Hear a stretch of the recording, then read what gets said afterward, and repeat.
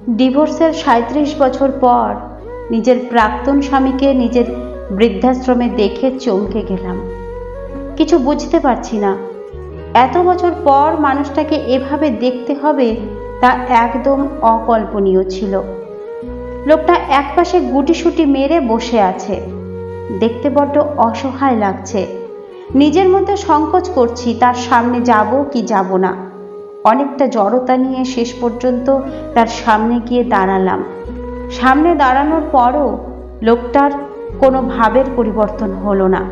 বুঝতে অসুবিধে হলো না যে সামনে থাকা মানুষটা চোখে দেখতে পায় না। ৩৯ বছর আগে পারিবারিকভাবে আমার সাথে বিয়ে হয়েছিল সমীরের। বেশ ভালোই চলছিল আমাদের সংসার। যৌথ হওয়াতে পুরো পরিবার একসাথে থাকতাম।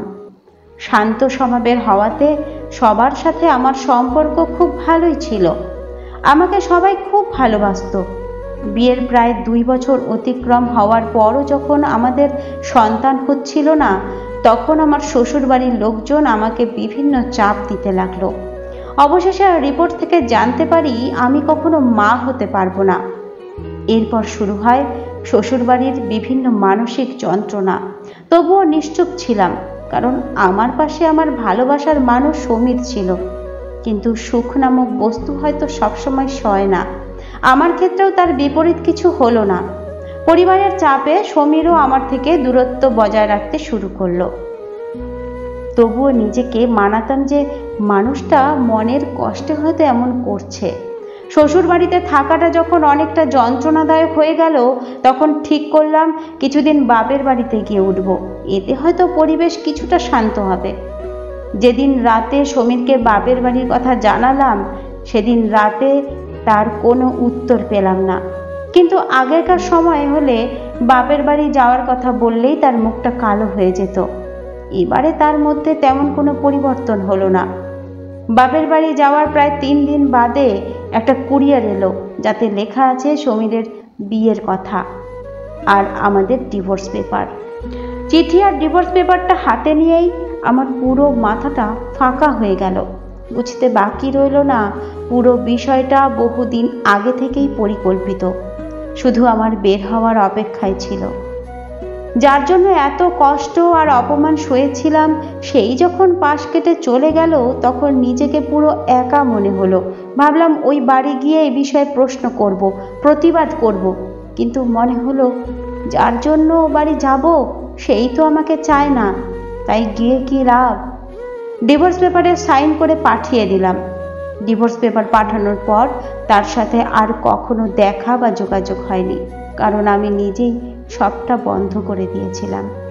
ক্ষণে ক্ষণে মনে হতো আমার মতো নিঃসন্তান স্বামীত্যাগী মানুষের পৃথিবীতে না থাকাটাই শ্রেয়।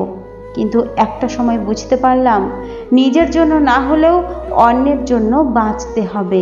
নিজের মতো ভুক্তভোগী নারীদের জন্য বাঁচতে হবে। বাঁচতে হবে ওসব শিশুদের জন্য যারা পরিচয়হীন হয়ে বেঁচে আছে পৃথিবীতে। পেছনে ফেলে আসা মানুষগুলোর প্রতি কোনো অভিযোগ রইল না।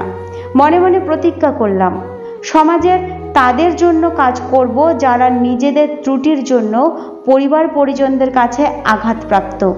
অতীতকে ভুলে কঠোর পরিশ্রমে একদিন নিজেকে প্রতিষ্ঠিত করলাম। স্থাপিত করলাম অনাথালয়, বৃদ্ধাশ্রম, বিধবা নারীদের জন্য বিভিন্ন কাজের ব্যবস্থা করলাম।